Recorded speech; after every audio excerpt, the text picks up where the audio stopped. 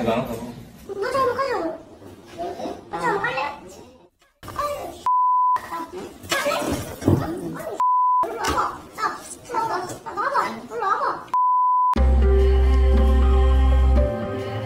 2023년 5월 3일 세르비아의 수도 베오그라드 소재 한 초등학교에서 총기를 난사하는 사건이 발생했습니다. 이 학교에 다니는 13세의 소년이 총기를 난사해서 학생 8명과 경비원 1명 등 9명이 사망하고 2명이 중태에 빠졌습니다.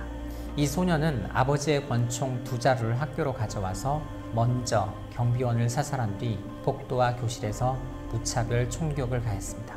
이후 그는 경찰에 직접 전화를 해서 범행을 자백한 뒤 학교 운동장에서 체포되었습니다. 체포될 당시 그는 자신을 이렇게 표현했다고 하죠. 진정할 필요가 있는 사이코패스. 그런데 이 소년은 수개월 전부터 범행을 치밀하게 계획했는데 학급별로 죽이고 싶은 아이들의 명단까지 작성했던 것입니다. 이러한 사실이 드러나면서 세르비아 사회는 큰 충격에 빠졌습니다. 이번 사건으로 무려 9명이 사망했음에도 불구하고 이 소년의 나이는 13세, 14세에 못 미치는 촉법소년입니다. 촉법소년은 형사처벌을 받지 않습니다. 현재 소년은 정신치료시설에 수감되어 있습니다. 이후 세르비아 대통령은 촉법소년 연령 상한을 14세에서 12세로 낮추자고 제안했고 법무부가 곧바로 형법 개정에 나섰습니다. 세르비아는 총기법이 엄격하지만 1990년대 내전을 겪으며 회수되지 않는 총기가 많다고 합니다. 2018년 조사에 따르면 세르비아는 인구 100명당 총기를 39자루를 소지하고 있다고 합니다. 세계에서 3번째로 민간인 총기 소유가 많은 나라이기도 하죠. 방송 시작에서 보신 MBC 뉴스 제공 영상이 최근 온라인에 퍼지면서 사회적 공분이 컸는데요. 안타깝게도 이런 영상이 자주 올라오는 게 우리의 현실입니다. 2017년 7,890여 건이었던 촉법소년 범죄 접수 건수가 2021년 12,501건으로 60% 가까이 증가했습니다. 그래서 70여 년간 지속된 촉법소년의 나이를 사회 변화에 따라 바꾸고 강력히 처벌해야 한다는 주장이 끊임없이 제기되고 있습니다. 5월 가정의 달을 맞이하여 현재 법률 이슈 중의 하나인 촉법소년에 대해서 다뤄보고자 합니다. 촉법소년의 연령 낮추기 그리고 처벌을 강화하자는 여론, 여러분께서는 어떤 의견을 가지고 있는지 참 궁금한데요. 우선 촉법소년에 대해서 상세하게 알아보도록 하겠습니다. 우리나라 형법 구조에서는 형사 책임 연령을 이렇게 규정하고 있습니다.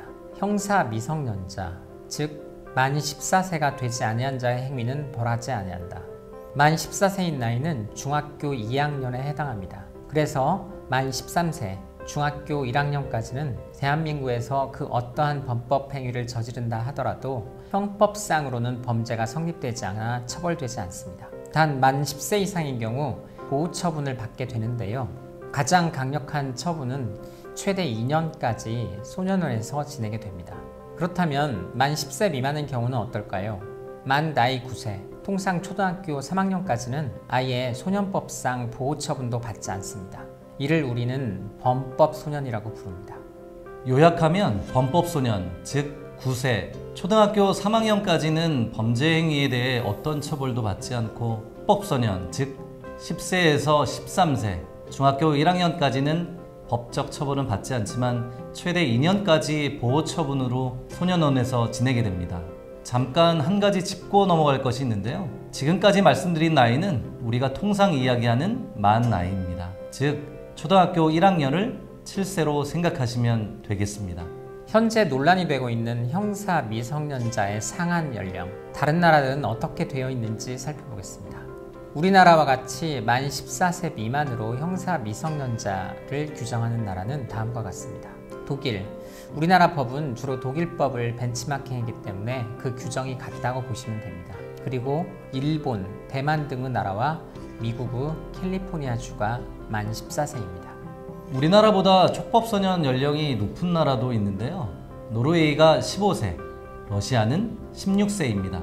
그런데 러시아의 경우 범죄의 종류에 따라 예외 규정이 있습니다. 살인, 중상해, 납치, 강간, 절도, 테러행위, 마약, 무기 등 중대범죄에 속하는 경우 형사 미성년자의 연령을 14세 미만으로 예외 적용하고 있습니다. 베트남도 비슷한데요. 만 16세 이상인 자는 모든 범죄에 대한 형사 책임을 져야 하고 만 14세 이상, 만 16세 미만인 자는 살인, 상해, 강간, 강도, 유괴 등 중대한 범죄를 저지른 경우 형사처벌을 받게 됩니다. 우리나라보다 형사 미성년자 연령이 낮은 나라도 있습니다. 유럽을 살펴보면 영국은 10세, 캐나다는 12세, 프랑스는 13세입니다. 아시아에서는 싱가포르와 홍콩이 10세, 중국은 12세입니다. 미국 워싱턴주의 경우 상당히 강력한 연령 제한을 두는데요. 워싱턴주는 형사 미성년자의 연령을 두 그룹으로 나누어 규정합니다.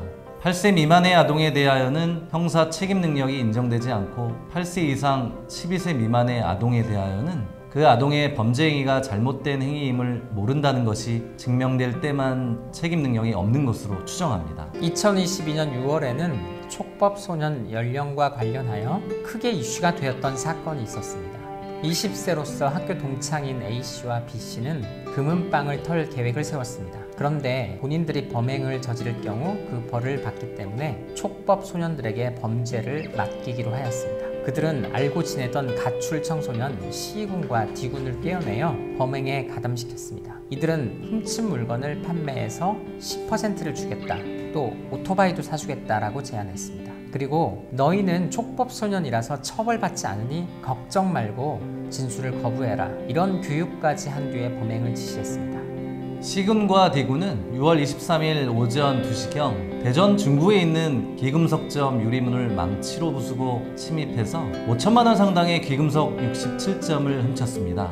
다음날 오전 4시경 또 다른 귀금속점에서 같은 수법으로 3천만 원 상당의 귀금속을 훔쳤습니다. 그리고 얼마 후 경찰들에게 붙잡혔습니다. 자신들을 촉법소년이라고 생각한 C군과 D군은 교육받은 대로 경찰에서 진술을 거부했습니다. 그런데 어떡하죠? 깜짝 놀랄 만한 일이 발생했는데요.